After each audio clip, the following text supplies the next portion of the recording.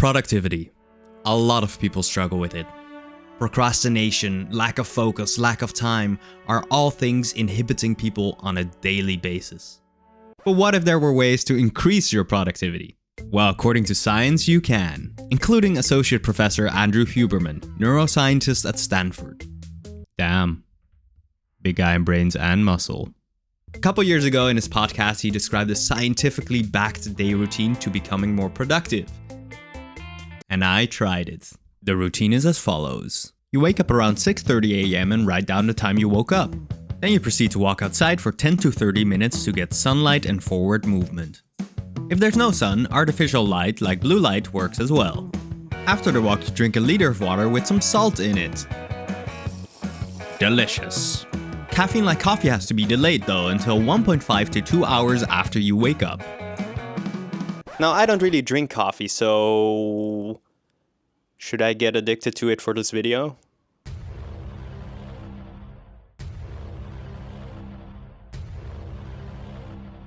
Caffeine source for me is yerba mate, guayusa tea. Oof.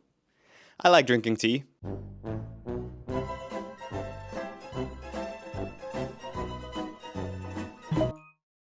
But anyways, while sipping on your caffeine of choice, you fully focus for 90 minutes of work, preferably with your screen's eye level or higher so you're looking up. Luckily, I'm used to looking up at things because I'm small. In this period, there's no phone, no internet, no people, no bathroom. Okay, I might have to scrap that last one because my bladder's weak AF and I just chugged a liter of water. But no distractions. Then you exercise for an hour, after which you get to enjoy a nice, relaxing, cold shower.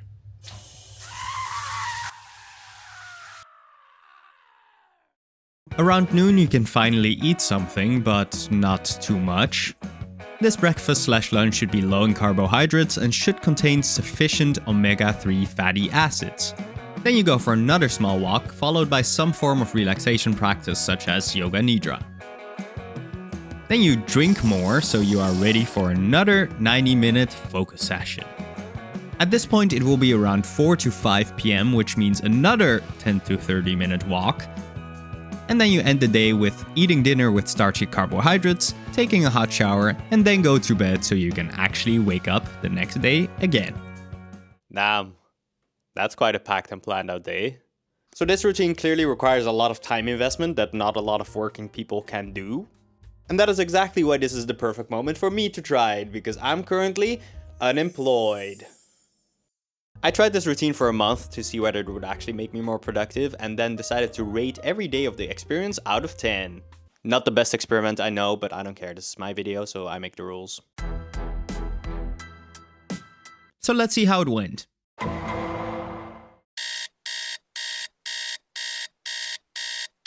So on the first day, instead of sleeping for another couple hours, I started my day with the morning walk. And I clearly was not amused. Yes, smile away the pain. Then when I got home, I went straight for my water bottle to start chugging the salt water. I often see people complain about this step, but to be honest, it really is not that bad.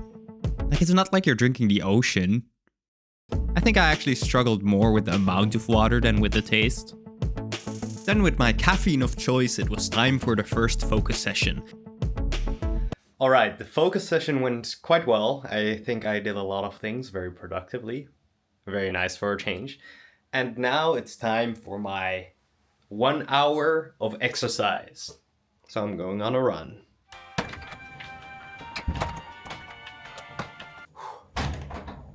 Went well. Okay, so I finished working out and now it's time for the next step, which is the step that I'm probably dreading the most. The shower. Here you can see the face of true despair. So it's now 1 p.m, which is well beyond 12 p.m, which means that I can finally eat. Oh yeah. So Professor Huberman describes that you should have a low-carb lunch, mostly consisting of meat and vegetables. But if you have exercised, you can actually add some carbs to it, which is amazing for me because I love bread. So my lunch consists of some bread with protein on it, some celery with tzatziki. Wait, sorry, let me correct that. Tisei tzatziki. And lastly, the fish oil thingies. Yes, I know it looks bland, don't judge me. Then I went for my second walk of the day, followed by some yoga nidra. Yep, I fell asleep. After my unintended nap, it was time for another focus session, which was a lot more difficult to concentrate in. And that was followed by the third walk. Okay, so it's dinner time, and for dinner I'm supposed to eat starchy carbohydrates. So guess what I'm eating? That's right, more bread. I made these homemade burgers, but I forgot like half of the ingredients for the burger. So now it's just a little pathetic burger on some bread with a slice of cheese. Like, what is this? Yeah. Yeah, that's what I'm eating. I'm Batman. I also took my hot shower, of course, but I do not have any footage for it because there's already one too many shower scenes in this video. So I just took my hot shower, which is the last step of the routine if you don't count sleeping. So I think I can now give quite an accurate judgment of the day. It was a nice day. The day felt super long, which I haven't felt in ages. I did struggle a lot with the not eating. I was so hungry the entire day, or at least the entire morning. But I really liked the 90 minutes of full focus. It doesn't happen that often that I feel the strong urge to not do anything apart from working on whatever I want to work on. So that was very nice. It was overall a great day, but I don't really think that I fully reaped the benefits of this routine yet, because it's only the first day, so it kind of makes sense. But overall, I rate this day a 7 out of 10. Now time for sleep. And so the days went by of me doing this routine.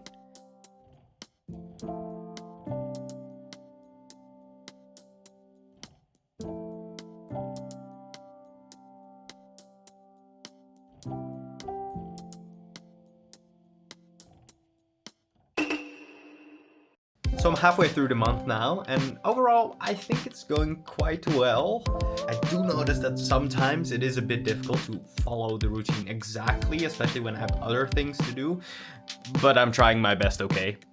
There are some things that I really notice do make a difference in productivity in a positive way, such as the early focus sessions, but at the same time there are also some things that I notice are not really working for me, like the yoga nidra. But maybe I'm doing it wrong, huh? So yeah, let's see how I feel about it at the end of the month.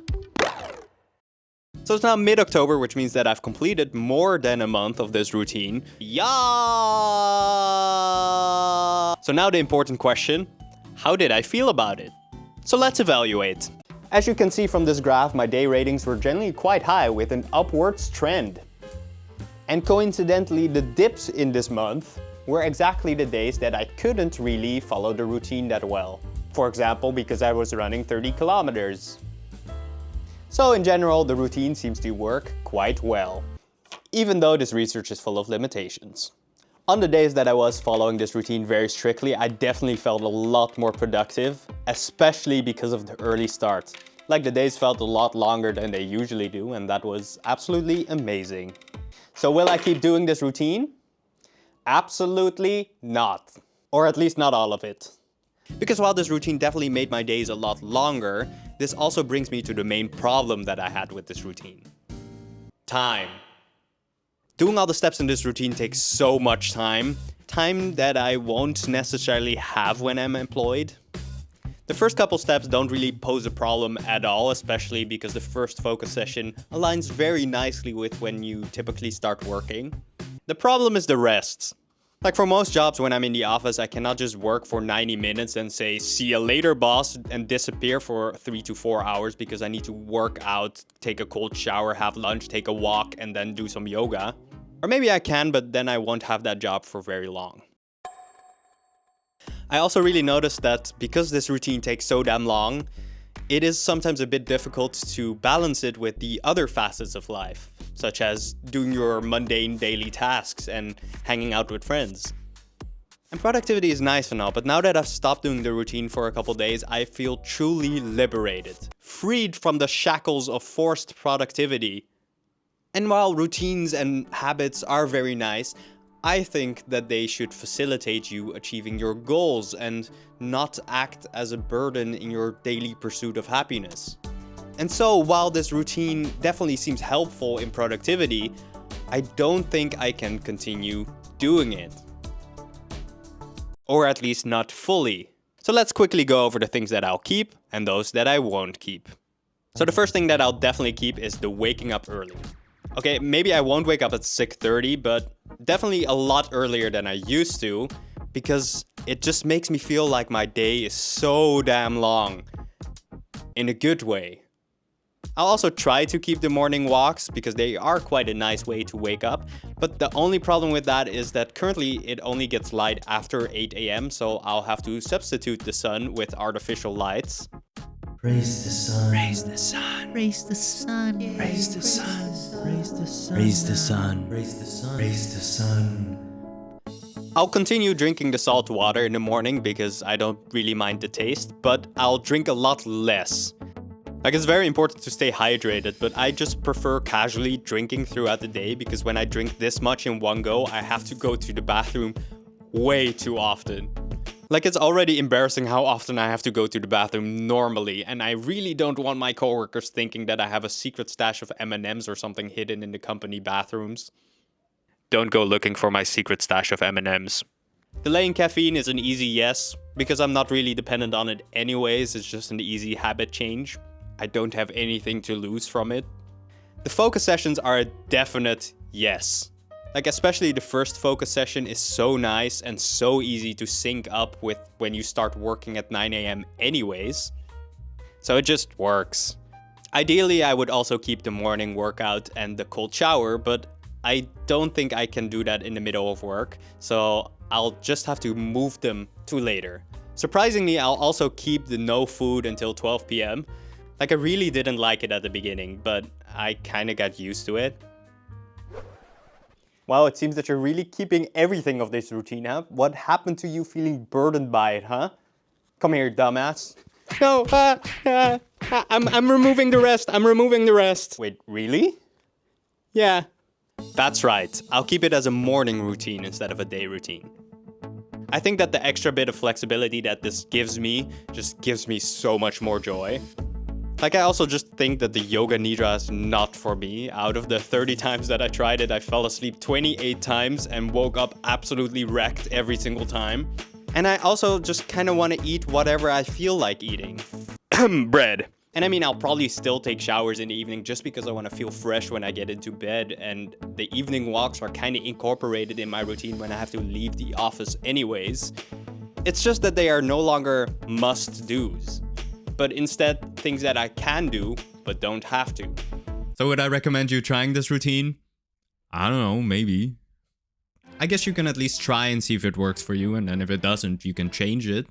Because while all these individual steps might have scientific backing for increasing productivity, habit building on its own is already a very powerful tool. And especially if your goal is happiness, then I'd actually say it's a bit counterproductive to choose a routine that doesn't allow you to be happy on a daily basis. So really just try and find what works for you. Overall rating of the routine? Yeah. Do you want to try it?